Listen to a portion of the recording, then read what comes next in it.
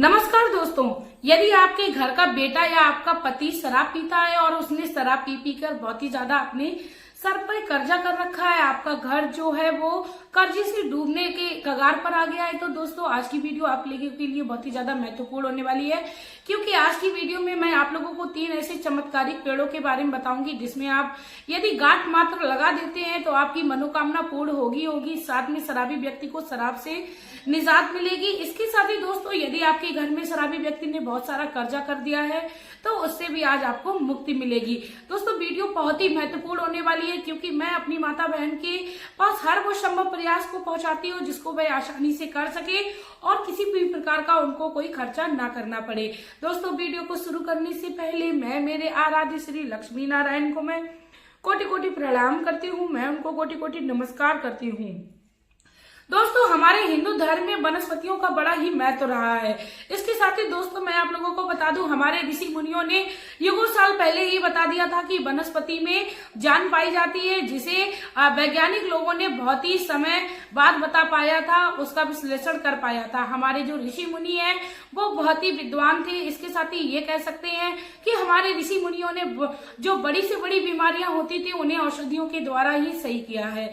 दोस्तों औषधियां जो हमारे जीवन में काम करती हैं वह जीवन देने का कार्य करती हैं। इसके साथ ही औषधियों को हम लोग जीवन दान की श्रेणी में रख सकते हैं। औषधियां सर्वश्रेष्ठ है। हमेशा ही औषधियों का जो इस्तेमाल यदि हम लोग अपनी बीमारी में करते हैं या किसी भी उपाय के लिए करते हैं तो उसका हमें 100% चमत्कार देखने को मिलता है। दोस्तों वीडियो जो है वह बहुत ही ज्यादा ढूंढ के मैंने आप लोगों तक लाने का प्रयास किया है, क्योंकि मैं हर संभव प्रयास करती हूँ कि मेरी हर बहन अपने जीवन में सुखी रहे। यदि शराब रूपी समस्या उसके जीवन में चल रही है तो उसको भगवान कहीं ना कहीं से अवश्य कुछ सुख का रास्ता दिखाए। दोस्तों वीडियो यदि आप लोगों को अच्छी लगी वीडियो के अंत तक बने रहिए, क्योंकि यदि 3 में से कोई एक वृक्ष आपको दिखता है और आप यदि उसमें गांठ लगाकर अपने इस उपाय और इस कार्य को करती है तो आपको अवश्य शराब रूपी समस्या से निजात मिलेगी। तो दोस्तों वीडियो के एंड में यदि आप लोगों को मेरी वीडियो अच्छी लगे तो प्लीज आप लोग मेरे चैनल को सब्सक्राइब करके जाइएगा, क्योंकि मैं अपनी माताओं बहनों के लिए बहुत ही सुंदर से आसान से साधारण से उपाय लेकर आती रहती हूँ, जिसको मेरी माताएं मैंने अपने जीवन में करके शराब रूपी समस्या से निजात पा सकती हैं। इसके साथ ही दोस्तों मैं आप लोगों को बता दूं, हर उपाय को या हर कार्य को करने से पहले हमें अपने अंदर मन में विश्वास रखना चाहिए कि हमें इस कार्य में सफलता अवश्य मिलेगी। दोस्तों ऐसा नहीं है किसी भी कार्य को करने से हमें सफलता नहीं मिलती है। ये सिर्फ हमारे मन का वहम होता है। जब हम अपने मन को ही पॉजिटिविटी के साथ नहीं रखेंगे तो नेगेटिविटी जो होती है वह हमारे ऊपर अपने आप हावी होने लगती है। तो दोस्तों चैनल को सब्सक्राइब करके वीडियो को भी लाइक करना ना भूलिएगा। साथ में कमेंट बॉक्स में ओम नमः शिवाय श्री शिवाय नमस्तुभ्यम का जाप करते हुए जाइएगा। दोस्तों कहते हैं जीवन में यदि हम लोग परम सुख को पाना चाहते हो तो प्रभु की शरण में पहले जाएं। इसके साथ ही दोस्तों मैं आप लोगों को बता दूं कि यदि वनस्पतियों को हम लोग अपने जीवन में उतार लेते हैं तो हमारे जीवन में हमें बड़ी से बड़ी बीमारियों से मुक्ति मिलती है। साथ में हमें धन संपदा की भी हमें बाहर बनी रहती है, क्योंकि कई सारे पेड़ पौधे ऐसे हैं जो हमें धन प्राप्ति कराने में बहुत ही ज्यादा सहायक है। चलिए दोस्तों टाइम को वेस्ट ना करते हुए सबसे पहले मैं बात करती हूँ कि किस पौधे में किस भगवान का वास होता है। दोस्तों बेलपत्र के पौधे में भगवान श्री भोलेनाथ के साथ माता गौरा की शक्तियों का वास होता है। कनेर के पुष्प में माता पार्वती का वास होता है और गुड़हल के फूल में माता अंबिका का वास होता है। और दोस्तों मैं आप लोगों को बता दूं, पीपल के वृक्ष में भगवान श्री नारायण लक्ष्मी माँ के साथ साथ 33 करोड़ देवी देवताओं का वास बताया जाता है। दोस्तों पेड़ पौधे हमारे जीवन में सकारात्मक प्रभाव डालते हैं। सभी के वृक्ष में भी भगवान श्री शनिदेव का वास होता है। दोस्तों छोटे छोटे पौधे हमारे जीवन में चमत्कारिक लाभ लाते हैं। अपराजिता का पौधा जो और की माँ लक्ष्मी का वास उसमें सदैव ही रहता है। यदि अपराजिता का एक फूल मात्र माता लक्ष्मी को हम लोग चढ़ा देते हैं तो हमें धन दान संपत्ति की कभी भी कमी नहीं रहती है। दोस्तों अपराजिता का जो पुष्प होता है वो बैंगनी कलर का होता है और इसको हर व्यक्ति को चढ़ाना चाहिए। इसके साथ ही दोस्तों मैं आप लोगों को बता दूं, यदि आप लोग अपने जीवन में कर्जे से संबंधित परेशानी से चल रहे हैं, आप अपने घर में देख रहे हैं कि व्यक्ति शराब पीने में अपनी आदत को सुधार नहीं कर रहा है और वह कर्जा ले लेकर पीने लगा है, तो ऐसे में आप अमर बेल के पौधे में गांठ लगाइए, जिससे आपके जीवन में जो समस्या चल रही है उससे आपको निजात मिले दोस्तों। लेकिन आपको याद रखना है, यदि अमर बेल जो होती है, मैं आप लोगों को स्क्रीनशॉट दे दूंगी कि अमर बेल जो होती है वो दिखने में कैसी लगती है।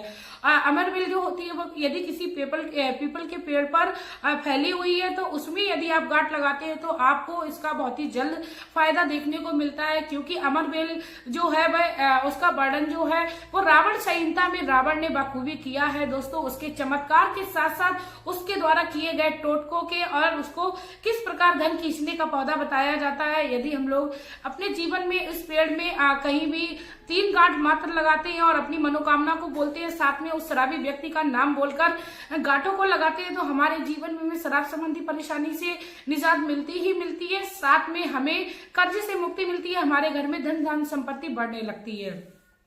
अब दोस्तों बात आती है कि पीपल का वृक्ष जो कि हर जगह बहुत ही आसानी से पाया जाता है, यदि पीपल के वृक्ष की जड़ जो जटाएं होती हैं उनमें हम लोग 3 गांठ लगाकर माता लक्ष्मी का आह्वान करते हुए और शराबी व्यक्ति का नाम लेते हुए अपने घर में चल रहे संकट का स्मरण करते हुए यदि वृक्ष राज से हम लोग विनती करते हैं तो हमारे जीवन में अवश्य हमें उससे निजात मिलती है।